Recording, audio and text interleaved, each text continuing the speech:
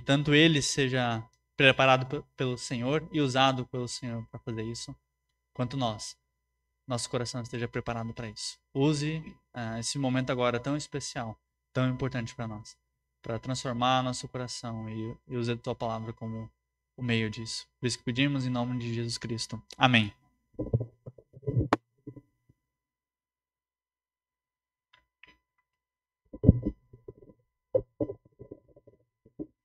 Muito boa noite a todos. É uma grande alegria estar de volta. Foram algumas semanas que Deus nos concedeu de descanso. A Rose não está aqui hoje porque ela está lá com as crianças, o Samuel e a Thalita. Mas nós passamos 3 semanas de muita bênção. Foi um tempo de refrigério, foi um tempo de descanso. A Laura e a família estiveram conosco 2 dessas 3 semanas. Alguém me perguntou aqui na chegada, como é que você aguentou 2 semanas do seu genro? Mas o meu genro é uma bênção, então foi um tempo muito bom de estarmos juntos lá, renovando as forças. E eu tinha muitas coisas para contar para vocês desse período de férias. E eu pretendo fazer isso ao longo dos nossos próximos encontros aqui juntos. Apenas lembrando um daqueles avisos que o Alaor deixou aqui no início, sobre a próxima terça-feira, nós queremos fazer aqui um tempo com a Nicole. A Nicole está viajando para o Pará na próxima sexta-feira, bem cedo. Então, hoje eles estão retornando aí desses dias que eles também tiraram aí como família. E na terça-feira nós vamos ter aqui um tempo com a Nicole, um tempo com a família Kepler, um tempo de confraternização. E eu queria, então, falar especialmente aqui com os membros da igreja, se você puder estar nessa terça-feira, aqueles que também nos visitam são bem-vindos para estar conosco aqui, mas aos membros, se você puder pensar em alguma coisa que você pudesse trazer para a nossa confraternização, algum prato, se prepare, então, e avise a Rose. A Rose vai estar organizando isso. E aí, na terça-feira, começando às 8 horas, a gente vai ter esse tempo aqui com a família Kepler. Vamos orar com a Nicole, vamos ouvir seus pedidos, suas expectativas, né, para esse novo ano na vida dela, e vai ser um tempo de encorajamento para a Nicole e para toda a família. Eu estava pensando no que falar com os irmãos hoje, com a igreja, primeiro um sermão aqui depois do retorno das férias, e eu falei hoje de manhã lá em Canoas, na igreja de Canoas, e eu comecei a pensar nos últimos anos, nesse período que a gente sai de férias, normalmente o mês de fevereiro, às vezes pegando aí um pouco do mês de março, e eu comecei a perceber que nesses últimos anos, acontecimentos surpreendentes acontecem neste período. E eu fiquei pensando, será que sempre foi assim, ou agora a gente está percebendo isso de uma forma assim mais visível? Porque em 2020, no dia que nós saímos de férias, a gente nem estava atentando para isso, mas foi o dia que foi decretado um lockdown aqui no estado do Rio Grande do Sul. Nós nem estávamos percebendo isso, saímos. Quando nós chegamos lá na praia, tinha blitz na entrada da praia, eles nos pararam, eles nos orientaram a retornar, que tudo estaria fechado e tal. Nós ficamos ainda uns dias lá, e foi aquela surpresa, né? A pandemia, então, chegando aqui também de forma mais intensa no nosso país. 2021, no mês que nós saímos de férias, realmente naqueles dias, estava acontecendo algumas circunstâncias muito difíceis lá na igreja em Canoas, que se desenvolveram ao longo dos meses seguintes, e foi talvez um dos períodos mais difíceis do meu ministério pastoral. 2022, o ano passado, nós planejamos sair de férias no dia 21 de fevereiro. No dia 20, os irmãos vão estar lembrados, a Rose caiu da escada lá no prédio, quando nós estávamos indo para um culto na igreja em Canoas. Foi um acidente assim, difícil, né? Ela passou o dia todo na UPA. Nós achamos que nem poderíamos sair, mas foi possível. E aí nós fomos, dia 21 saímos. No dia 24 do ano passado, nós acordamos ouvindo o quê? A invasão da Rússia na Ucrânia, né? Começou a guerra na Ucrânia, aquilo que o presidente da Rússia chamou naquela situação de operação militar especial. E agora, sexta-feira passada, né, se completaram aí 24 anos da declaração de guerra e a gente não tem aí nenhuma indicação de que essa guerra esteja para terminar assim tão cedo. Esse ano nós saímos de férias, não tinha assim algo tão bombástico no noticiário internacional, mas algumas semanas atrás a gente ouviu, né, nós todos assistimos no noticiário nacional, aquelas fortes chuvas lá no litoral de São Paulo, né, com aqueles deslizamentos, desmoronamentos, várias famílias foram desalojadas, muitas vítimas, e isso está em todos os jornais, todos os noticiários, dia após dia, então, sendo apresentado essa realidade. Eu fiquei pensando, situações, talvez em anos anteriores aconteciam também coisas nesse período que a gente não percebia, mas dessa vez estamos percebendo mais. Mas no meio dessas notícias aí locais, tem uma notícia que também tem circulado muito nas redes sociais. Em princípio, é uma boa notícia, e não sei se os irmãos têm acompanhado ou lido alguma coisa, especialmente na internet, nas redes sociais, a respeito de algo que está acontecendo lá nos Estados Unidos da América, lá no estado de Kentucky, na cidade de Asbury.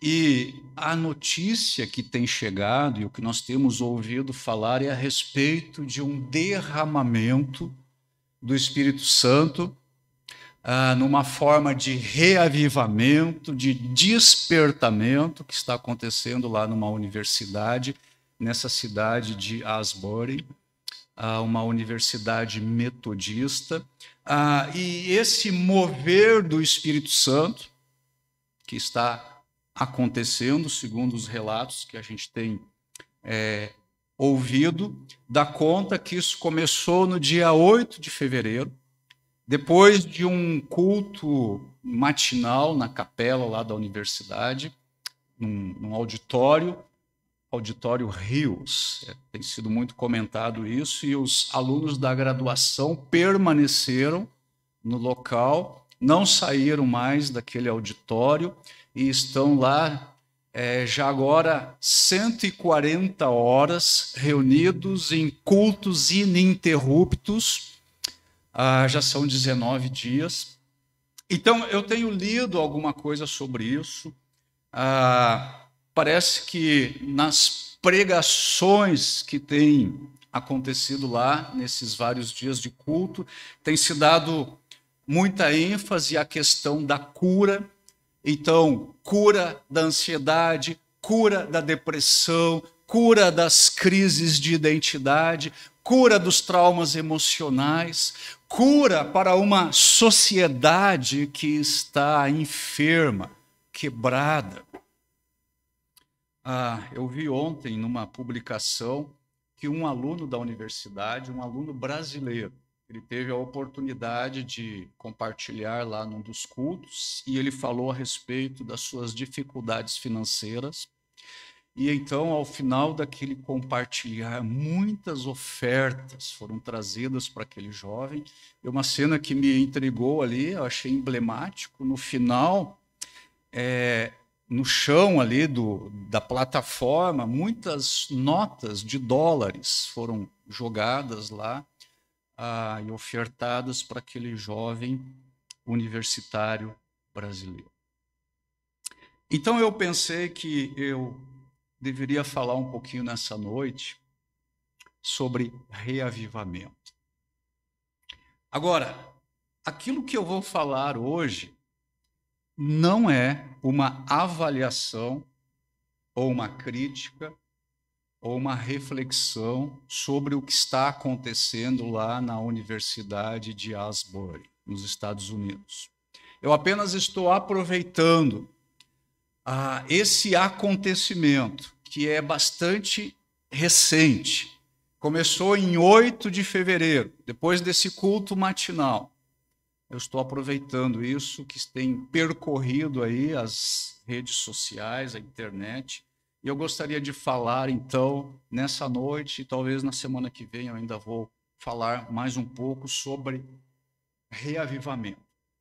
Então, apenas fazendo essa observação, ao falar o que eu vou falar nessa noite, eu não estou analisando o que está acontecendo lá em Asbury, mas eu quero compartilhar com os irmãos, trazer alguns pensamentos a respeito daquilo que eu entendo das Escrituras que precisam estar presentes quando nós estamos diante de um reavivamento bíblico.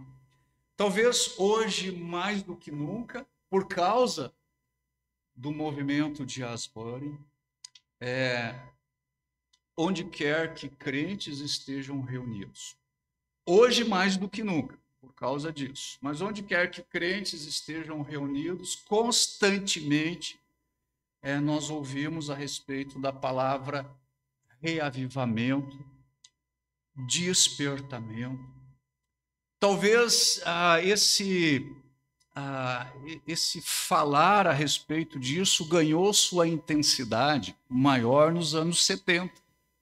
Curiosamente, 3 de fevereiro de 1970, aconteceu algo muito semelhante ao que está acontecendo lá nessa universidade americana, e na mesma universidade.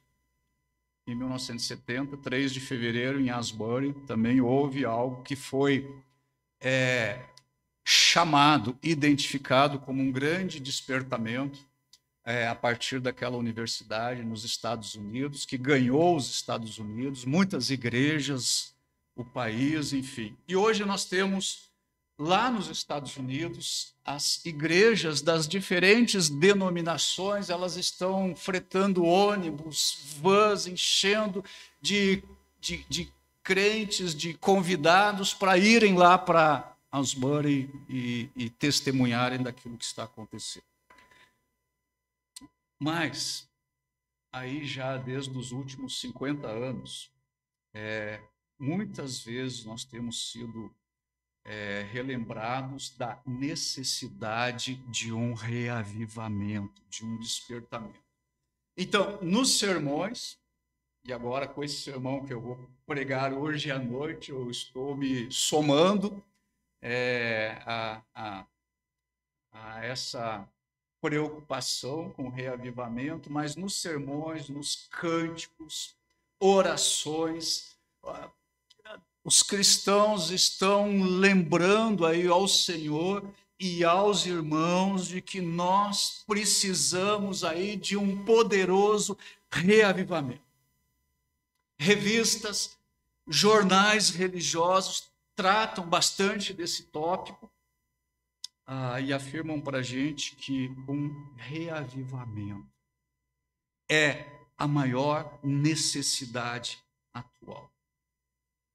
E, meus irmãos, eu diria que tão fortemente está a soprar a brisa do pró-reavivamento, especialmente nos tempos atuais, que é talvez muito difícil e muito raramente alguém vai ter a coragem ou o discernimento de resistir a esse vento. De novo, eu não estou me referindo ao que está acontecendo em Asbury, porque eu não tenho ainda condições de avaliar o que está acontecendo lá. Agora, nós não devemos esquecer que em muitos países do mundo, o islamismo, por exemplo, ele está passando por um forte reavivamento. Nos Estados Unidos da América, o catolicismo romano e o protestantismo liberal e o evangelicalismo moderno estão avançando com tal impetuosidade que eu creio que a palavra reavivamento se faz necessária para descrever esse fenômeno. Entretanto, a maior parte, segundo a minha ótica, a minha visão, o meu entendimento, a maior parte destes reavivamentos, e de novo eu não estou me referindo a Asbury, eu não sei de fato o que está acontecendo lá, mas a maior parte desses ditos reavivamentos estão aí divorciados do poder transformador do Espírito Santo. E se dentro do cristianismo acontecem reavivamentos divorciados do poder transformador do Espírito Santo, então nós vamos deixar a igreja da próxima geração em pior estado do que a igreja da nossa geração. Eu creio que há uma necessidade urgente, eu creio nisso, uma necessidade imperativa, mas não apenas de um reavivamento, mas de uma transformação radical nas nossas vidas. Uma transformação que atinja aí a raiz dos nossos males morais e espirituais, que trate mais das causas do que das consequências, que trate mais aí do mal do que dos sintomas. Talvez eu esteja sendo muito pessimista, mas para mim o quadro do evangelicalismo contemporâneo, ele é trágico, para não dizer desesperador. Nós temos visto aí igrejas que têm se dividido. A linha divisória entre a igreja e o mundo está desaparecendo. Nós temos aí jovens cristãos tomando como modelo modas escandalosamente mundanas. A maior parte dos crentes não tem servido ao mundo de modelo, mas ao contrário, o mundo tem sido o modelo deles. Em todas as áreas do evangelicalismo contemporâneo, há carência de poder. E quando eu penso nisso, eu me lembro das palavras do apóstolo Paulo a Timóteo, lá em 2 Timóteo 3,5, não precisa abrir lá, mas quando Paulo descreve como serão os últimos dias, e ele diz que os últimos dias serão tempos difíceis, e ele vai alistando ali várias características desses dias, e aí, no versículo 5 do capítulo 3, ele diz, tendo forma de piedade, mas o que falta? Poder. 2 Timóteo 3,5. E Paulo diz para Timóteo, foge também destes. Então, em muitas igrejas, a área musical, por exemplo, ali o clima não é um clima de louvor, não é um clima de edificação, não é um clima de adoração, mas é um clima de Broadway, é um clima de Hollywood, é um clima de espetáculo, é um clima de show, é um clima de entretenimento. Então, a graça, ela já não é mais livre, mas ela é uma graça barata. Para muitos cristãos, Jesus Cristo, talvez ele seja um pouco mais do que uma ideia, no máximo um ideal. E dentro dessa onda do evangelicalismo contemporâneo, muitos crentes, pasmem com isso, muitos crentes arrumam as suas vidas, arranjam as suas vidas de modo a admitir a verdade do cristianismo, admitem a verdade do cristianismo, mas todavia não se comprometem com esta verdade. arranjam as coisas de tal forma, de tal modo na sua vida, que eles podem passar muito bem sem o auxílio divino, sem a comunhão com Deus, enquanto ao mesmo tempo eles estão dando a impressão para todos os outros que eles estão constantemente buscando a Deus. Desejam o Senhor, mas vigiam cuidadosamente para jamais caírem na dependência dele. Pode ser que eu estou sendo pessimista nessa avaliação do evangelicalismo moderno, mas para mim este quadro do cristianismo representa, na verdade, a esmagadora maioria dos crentes dos dias de hoje. Então, pensando nisso, eu queria falar um pouquinho sobre o que a Bíblia tem a falar sobre reavivamento, porque eu acho que é urgente que aconteça, de fato, um reavivamento, e Deus queira que seja isso que está acontecendo lá em Asbury. Mas quando eu olho esse testemunho do evangelicalismo moderno, eu julgo ser uma coisa vã e inútil reunirem-se grandes porções de crentes com o propósito de gastarem longas horas rogando a Deus por reavivamento, enquanto nós não desejarmos uma transformação radical no nosso viver, no nosso coração, na nossa experiência de andar com o Senhor. Não devemos orar a esse respeito, porque, segundo o meu entendimento das Escrituras, só vai haver verdadeiro reavivamento quando nós resolvermos ajustar as nossas vidas de acordo com o padrão do Novo Testamento. Pensando nisso, eu queria indicar aqui rapidamente 7 passos importantes para que aconteça aí uma verdadeira transformação no nosso cristianismo, no nosso evangelicalismo. Então eu peço que você abra a sua Bíblia, primeiramente no Evangelho de Lucas. Lucas, capítulo 14. Versículo 26. Lucas 14, 26.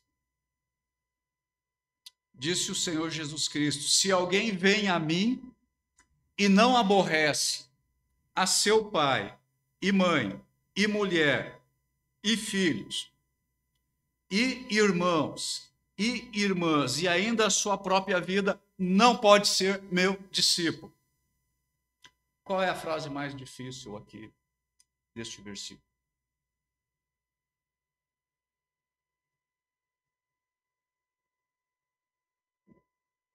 E ainda a sua própria vida. Sabe por quê, irmãos? Porque o amor próprio,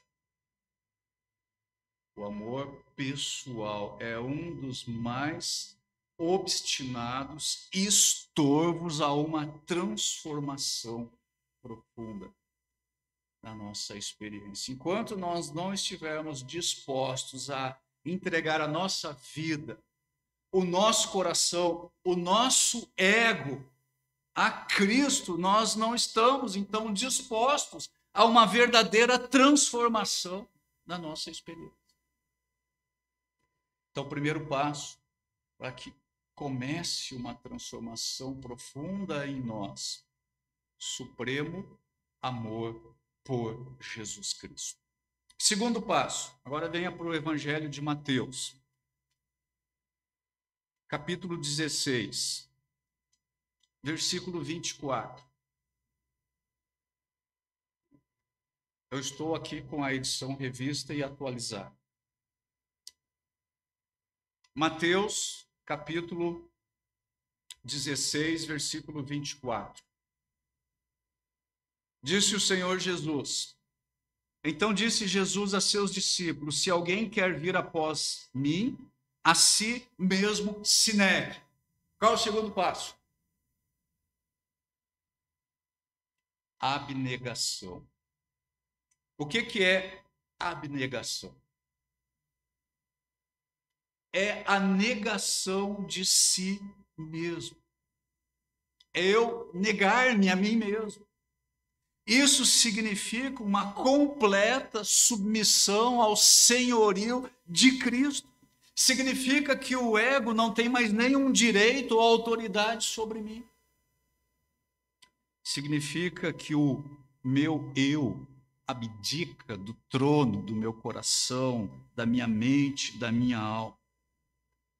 A menos que haja abnegação, não vai haver transformação. Terceiro passo, aí nesse versículo, Mateus 16, 24. A si mesmo se negue e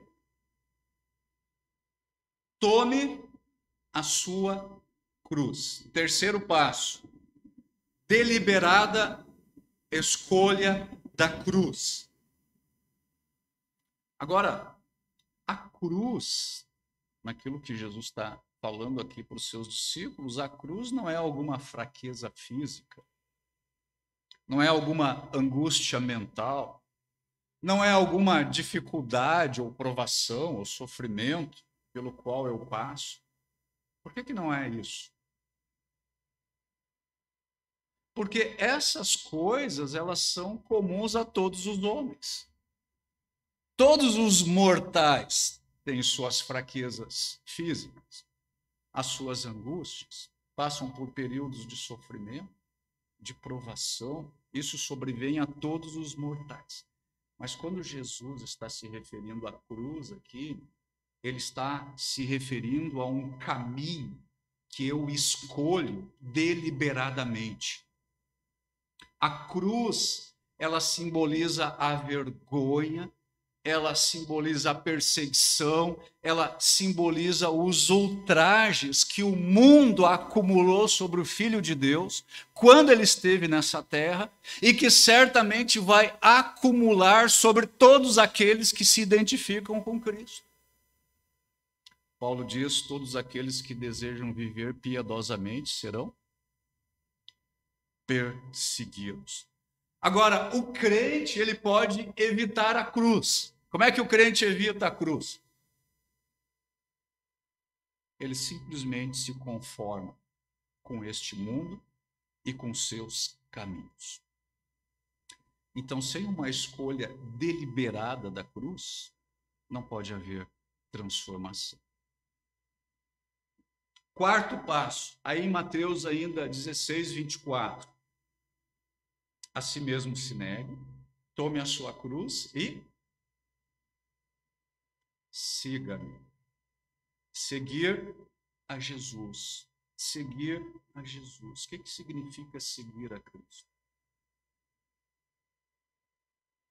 Seguir a Cristo significa uma vida de completa obediência à vontade de Cristo, aos mandamentos de Cristo. Significa andar como Cristo andou.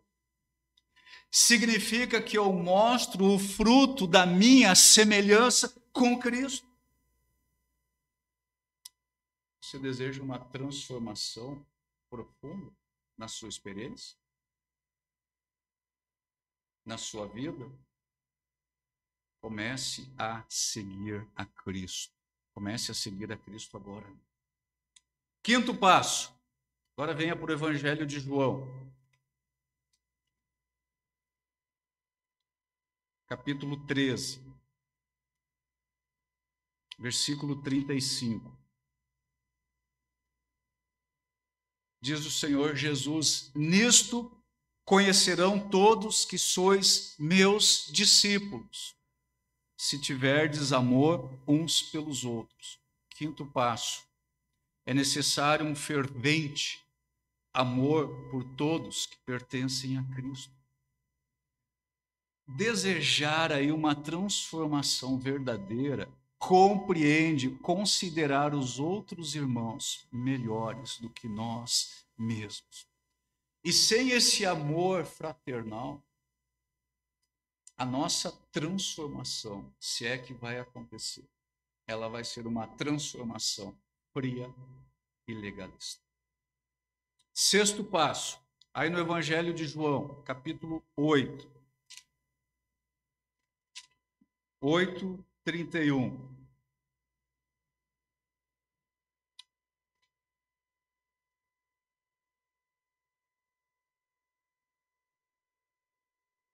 Disse, pois, Jesus aos judeus que haviam crido nele: se vós permanecerdes na minha palavra, sois verdadeiramente meus discípulos.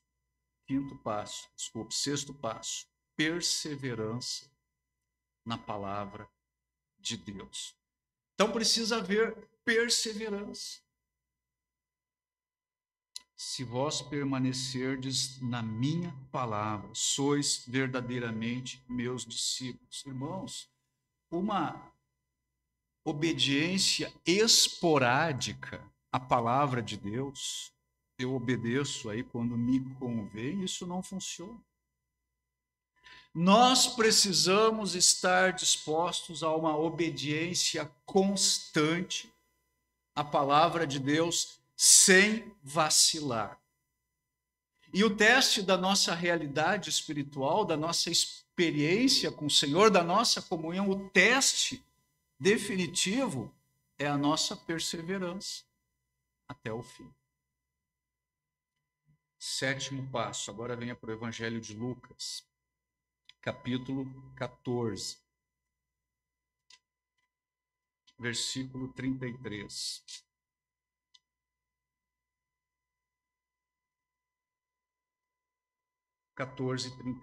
Assim, pois, todo aquele que dentre vós não renuncia a tudo quanto tem, não pode ser meu discípulo.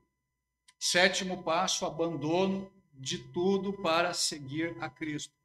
O que significa isso que o Senhor está dizendo aí? Aquele dentre vós que não renuncia a tudo quanto tem.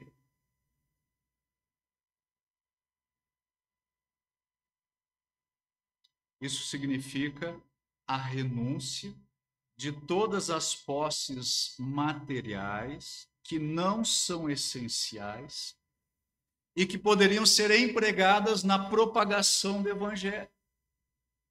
Jesus não está dizendo renuncia ao que você é, mas renuncia ao que você tem. Naquilo que o Senhor está dizendo aqui, significa não nos apegarmos a recursos excedentes, quando talvez irmãos nossos estão passando por necessidade, quando muitas almas estão indo para o inferno por falta de pregação do Evangelho. É não acumular riquezas aqui nesse mundo, nessa terra, que vão cair nas mãos do diabo quando o Senhor Jesus Cristo voltar para buscar a sua igreja. O que eu creio vai acontecer muito em breve. Então, esses são aí 7 passos que eu creio que são importantes para que haja uma transformação, para que haja um grande despertamento. E isso aqui é muito claro nas Escrituras. E esses termos aqui do discipulado não são criados por mim, mas o Senhor Jesus Cristo falou isso aos seus discípulos. Quem não pode ser meu discípulo. É Ele quem nos admite no seu discipulado, não somos nós que criamos as regras. Eu creio que é necessário urgentemente aí um verdadeiro reavivamento que implique em uma grande transformação na nossa vida. Então, o que nós precisamos nesses dias é que haja arrependimento. Nós precisamos ver confissão de pecado. Nós precisamos ver um retorno à palavra de Deus. Nós precisamos encarar corajosamente as pretensões de Cristo a nosso respeito. Se nós queremos um grande despertamento, nas nossas vidas, na vida da igreja, no nosso país, nós precisamos dar esses passos em direção a essa transformação radical em nossas vidas. Esse foi o primeiro ponto. Segundo ponto. Talvez pensando sobre este assunto, uma pergunta importante que a gente faça. Será que eu posso orar erradamente por reavivamento? Quando é que nós oramos erradamente por um reavivamento? E aí é minha convicção também que algumas vezes se ora não apenas em vão, mas também de modo errado. E agora eu queria olhar com vocês rapidamente uma narrativa lá no Antigo Testamento. Peço que você abra sua Bíblia no livro de Josué, no capítulo 7. Josué, capítulo 7, nós vamos ler os versículos 6 a 14. Josué, capítulo 7, começando no versículo 6. Os versículos anteriores deste capítulo, de 1 a 5, nós temos ali a narrativa sobre a derrota dos israelitas, quando da conquista lá dos territórios de Ai. Eles foram derrotados, e o Senhor explica a Josué o motivo dessa derrota, e essa explicação nós temos agora a partir do versículo 6. E eu faço a leitura, então, começando no versículo 6. Então, Josué rasgou as suas vestes e se prostrou em terra sobre o rosto perante a arca do Senhor até a tarde. Ele e os anciãos de Israel, e deitaram pó sobre a cabeça. Disse Josué: Ah, Senhor Deus, por que fizeste este povo passar o Jordão, para nos entregares nas mãos dos amorreus, para nos fazerem perecer? Tomara nos contentáramos com ficarmos além do Jordão. Ah, Senhor, que direi? Pois Israel virou as costas diante dos seus inimigos. Ouvindo isto, os cananeus e todos os moradores da terra nos cercarão e desarraigarão o nosso nome da terra. E então, o que farás ao teu grande nome? Então disse o Senhor a Josué, agora preste atenção nisso. Então disse o Senhor a Josué: Levanta-te, porque estás prostrado assim sobre o rosto? Israel pecou e violaram a minha aliança, aquilo que eu lhes ordenara, pois tomaram das coisas condenadas e furtaram e dissimularam e até debaixo da sua bagagem o puseram. Pelo que os filhos de Israel não puderam resistir aos seus inimigos. Viraram as costas diante deles, porquanto Israel se fizera condenar. Já não serei convosco, se não eliminardes do vosso meio a coisa roubada. Versículo 13. Dispõe-te, santifica o povo e dize: santificai-vos para amanhã, porque assim diz o Senhor, Deus de Israel: há coisas condenadas no vosso meio, ó Israel. Os vossos inimigos não podereis resistir, enquanto não eliminardes do vosso meio as coisas condenadas. Pela manhã, pois, vos chegareis segundo as vossas tribos, e será que a tribo que o Senhor designar por sorte se chegará segundo as famílias, e a família que o Senhor designar se chegará por casas, e a casa que o Senhor designar se chegará homem por homem. Então notem o seguinte, aí no versículo 6, nós lemos que Josué, ele rasgou as suas vestes, ele se prostrou em terra sobre o seu rosto, perante a arca do Senhor até a tarde, diz o texto. E diz ainda que eles deitaram pó sobre as suas cabeças. Isso aqui era uma expressão de humilhação. Se vestir de pano de saco, jogar pó sobre a sua cabeça, ficar ali com o rosto prostrado no chão. Humilhação. E talvez de acordo com a filosofia moderna de reavivamento, é isso que deveria ser feito. E os reavivalistas contemporâneos dizem que uma vez que nós fizermos isso continuamente, é certo que nós vamos convencer a Deus, e Deus então vai acabar concedendo a bênção do reavivamento. Será mesmo? Olha o que Deus disse a Josué. Versículo 10. Levanta-te, porque estás prostrado assim sobre o teu rosto. O que significa isso? Levanta-te, Deus diz para Josué, por que você está prostrado dessa maneira? Sabe o que significa isso? Significa que para Deus era perfeitamente normal a derrota do povo em Ai. Eles estavam surpresos por terem sido derrotados. E Deus diz, porque vocês estão prostrados assim? E Deus vai explicar porque eles foram derrotados. E Deus fala para eles que há pecado no meio de Israel. E o principal foi a desobediência deliberada de Acã. Então Deus pergunta para Josué, por que você está prostrado sobre o seu rosto?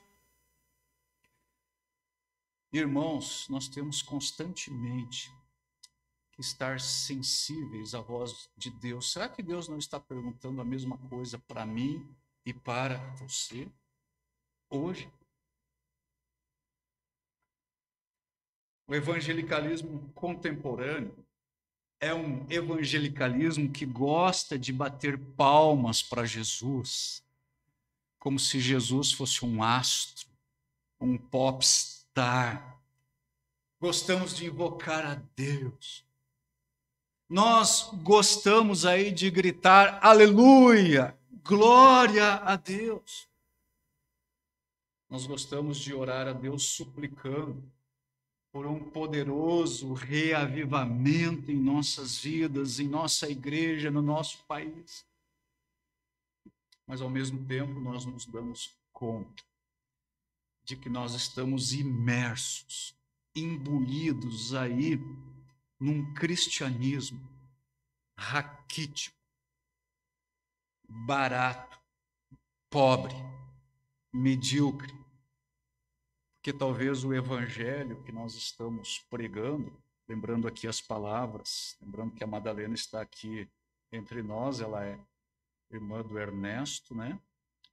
Muitos aqui sabem quem ele foi, e o Ernesto costumava dizer, hoje a pregação do evangelho é nós estamos sendo expostos a um evangelho diet, soft e light. E por isso o nosso cristianismo contemporâneo é um cristianismo raquítico, barato, pobre, medíocre. Nós vemos vidas sem poder. Nós vemos igrejas sem poder, apesar de todo o barulho. Apesar de toda a aparência de piedade. Então nós corremos para o Senhor novamente. E talvez nós dissemos como Josué, Senhor Deus, por que o Senhor não ouve a minha oração? Por que o Senhor não opera na minha vida? Na igreja, no país? Eu acho que muitas vezes o Senhor tem a dizer o que ele disse para Josué. Levanta-te. porque estás prostrado assim sobre o teu rosto. Disse mais o Senhor a Josué, versículos 11, 12 e 13, eu só vou lembrar aqui o versículo 11.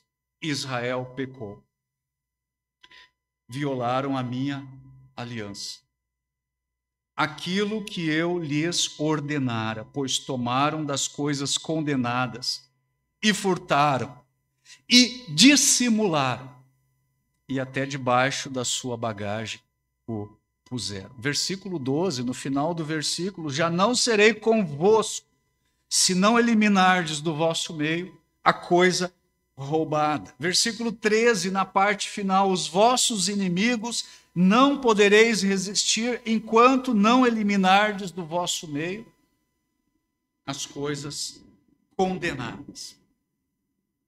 Nós precisamos realmente de uma transformação profunda nas nossas vidas, dentro da igreja, na nossa sociedade. Agora, meus irmãos,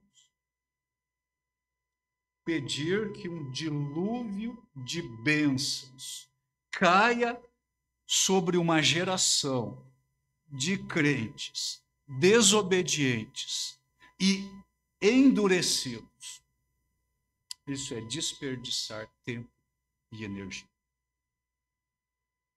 Não estou me referindo ao que está acontecendo em Asbury. Mas fazer isso é como Israel aqui clamando a Deus por livramento dos povos que estavam vindo contra Israel, enquanto no meio de Israel havia pecado. A derrota era certa. Se a gente analisar bem esse texto aqui de Josué, e eu tenho que fazer isso rapidamente, nós vamos encontrar uma certa ordem aqui dos acontecimentos que o Espírito Santo se preocupou em descrever. Então acompanhe aí comigo. Josué busca a presença do Senhor. A gente tem isso aí nos versículos 6 a 9. O Senhor, então, fala com Josué. E ele diz, violaram a minha aliança. Você tem isso no versículo 11. Deus fala a Josué quais foram as consequências do pecado. Não puderam resistir aos seus inimigos. E Deus dá uma ordem a Josué. Santifique o povo e elimine as coisas condenadas do vosso meio.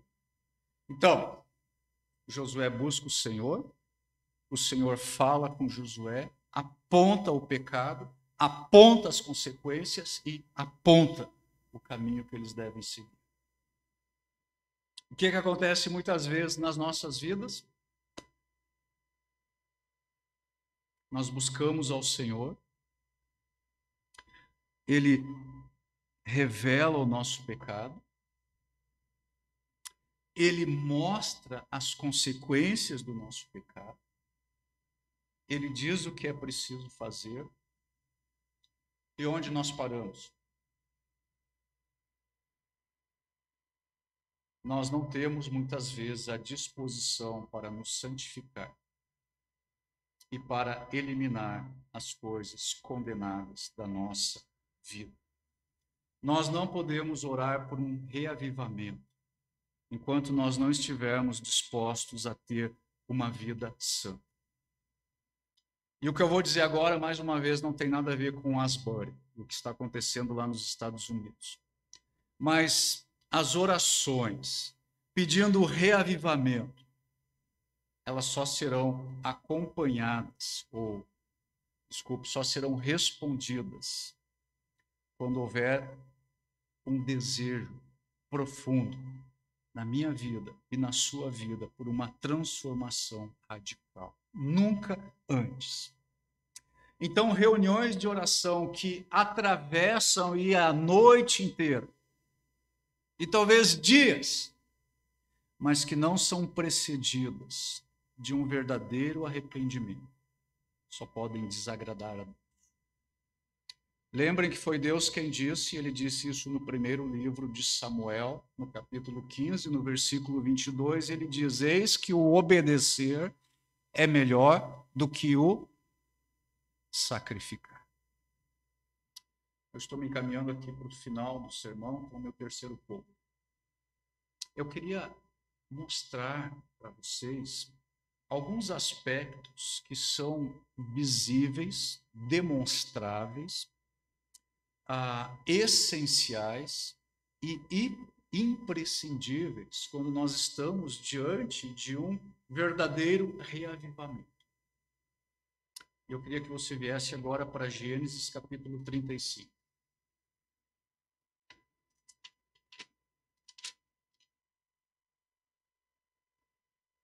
Gênesis capítulo 35. Vamos começar a leitura no versículo 1.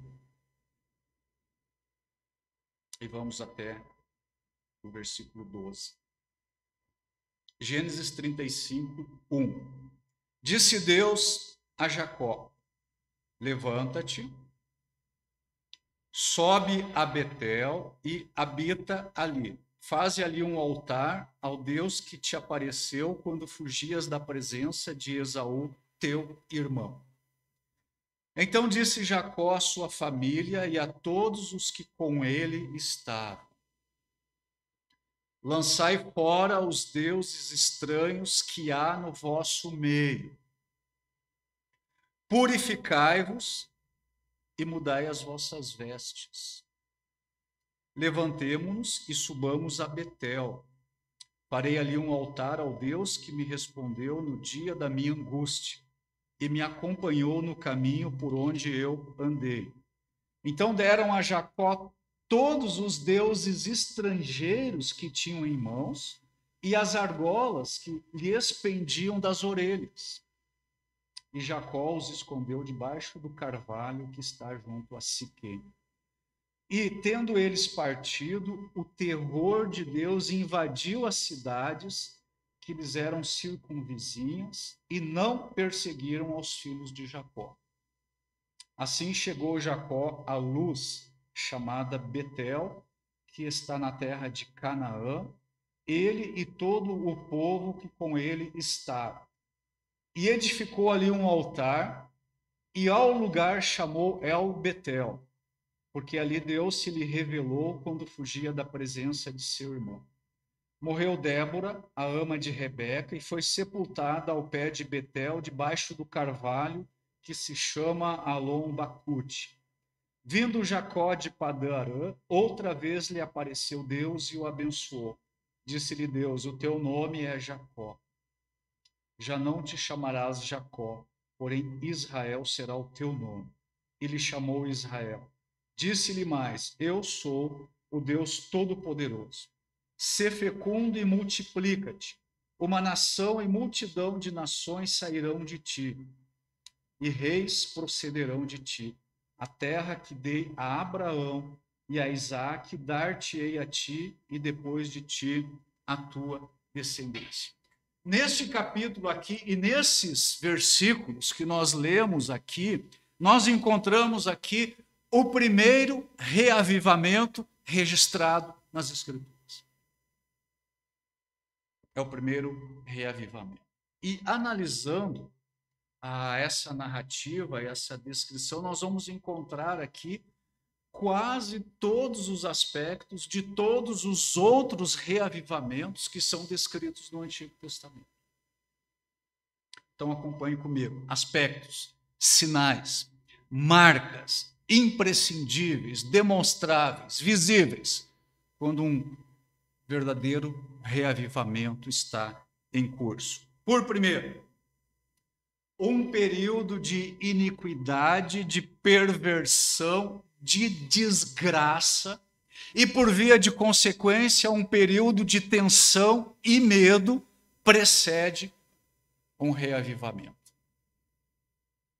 Nós não lemos aqui, mas no capítulo anterior, no capítulo 34, nós temos aí aquela situação em que dois filhos de Jacó, Simeão e Levi, eles armaram ali para os siquemitas, os habitantes lá de Siquém, porque os homens de Siquém tinham violentado a irmã deles, Diná, e eles fizeram lá uma armadilha e mataram todos os homens.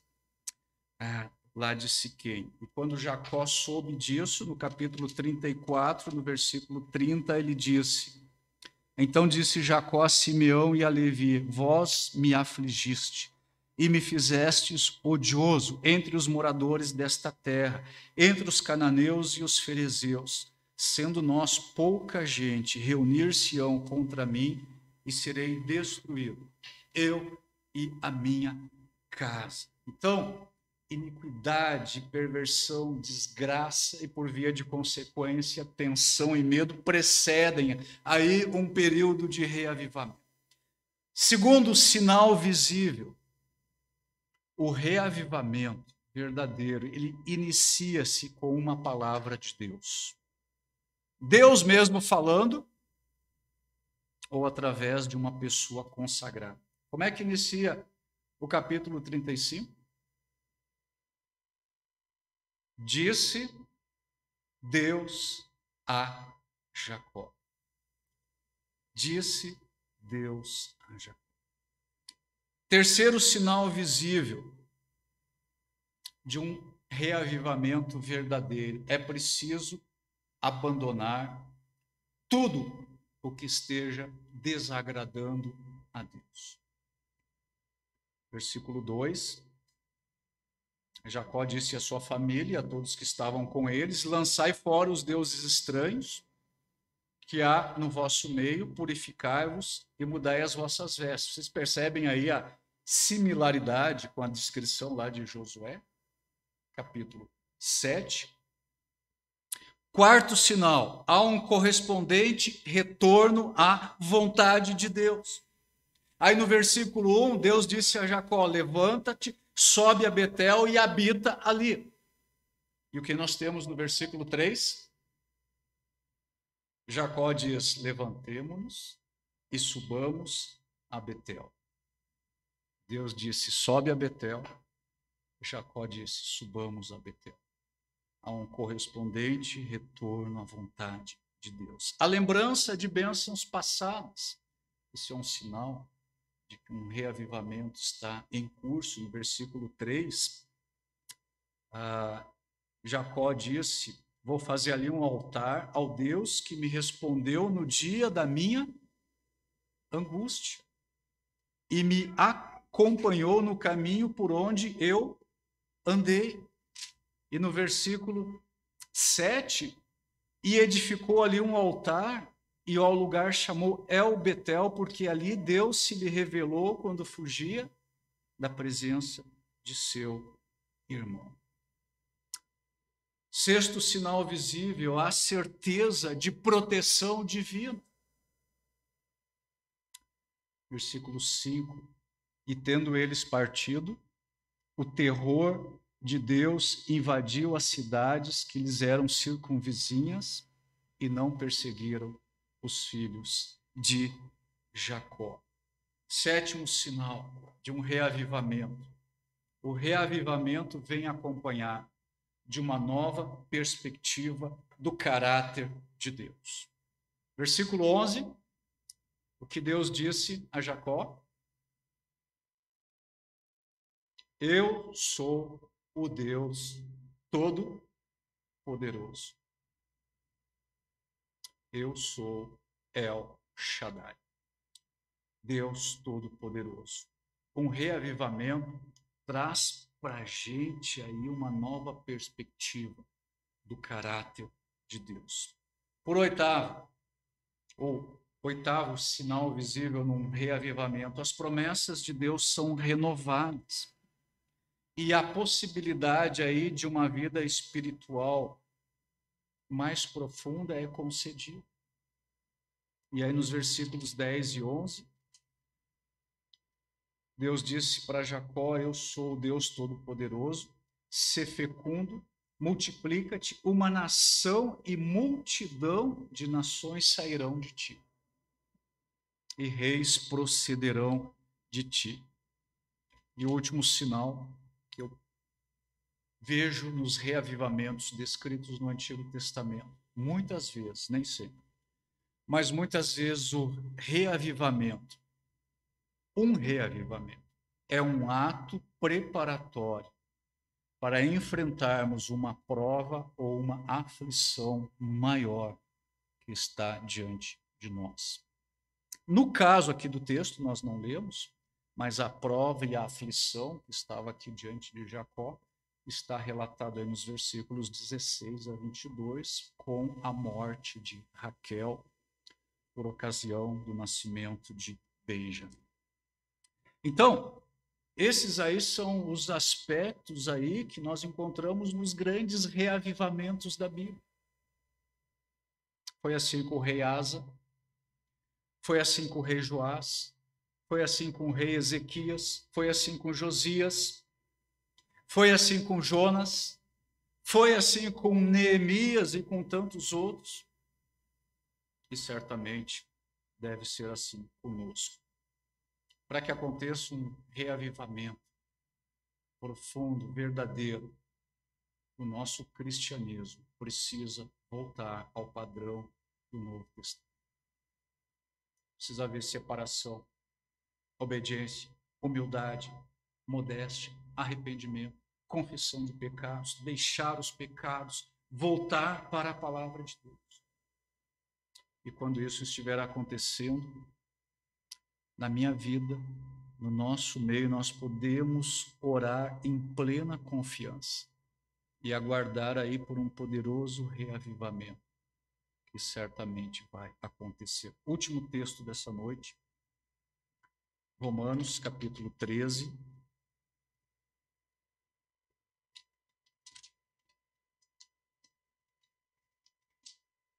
Versos 11 a 14. Escreve o apóstolo Paulo: e digo isto a vós outros que conheceis o tempo. Você conhece o tempo em que nós estamos? Você sabe em que horas nós estamos no relógio de Deus?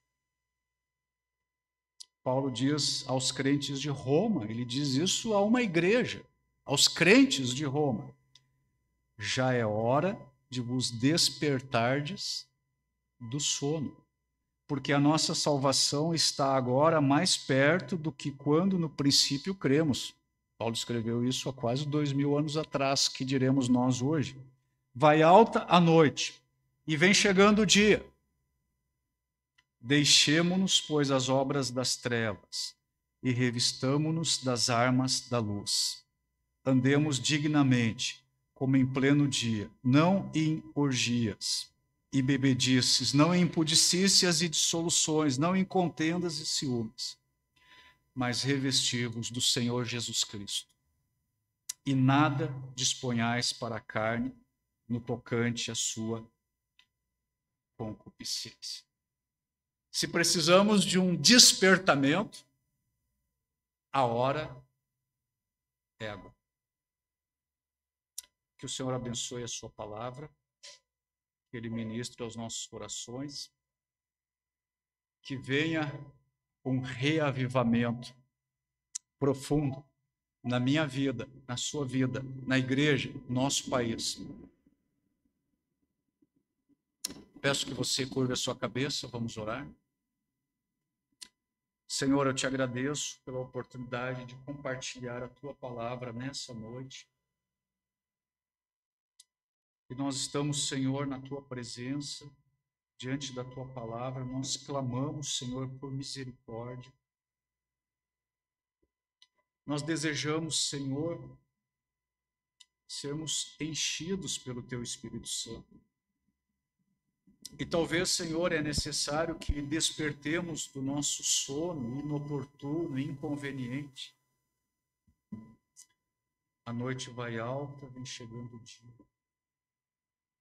Senhor, eu peço a tua graça sobre a vida de todos nós, sobre a vida da tua igreja. Nós temos, Senhor, todo um ano diante de nós. Ó Senhor, nós precisamos da ação do teu Espírito Santo nas nossas vidas. Ajuda-nos, Senhor, a eliminarmos as coisas condenadas na nossa vida, na nossa experiência. Possamos nos santificar, nos purificar, buscar, Senhor, conhecer mais profundamente a tua vontade e andarmos, Senhor, na tua presença. Eu peço, Senhor, a tua bênção sobre todo este ano, sobre todos nós, teus filhos, e que nós possamos ver, Senhor, o teu poder sendo manifestado na vida de cada um de nós. Nós possamos viver cheios do Espírito Santo e fortalecidos na força do teu poder. Eu peço todas essas coisas em nome de Jesus Cristo. Amém.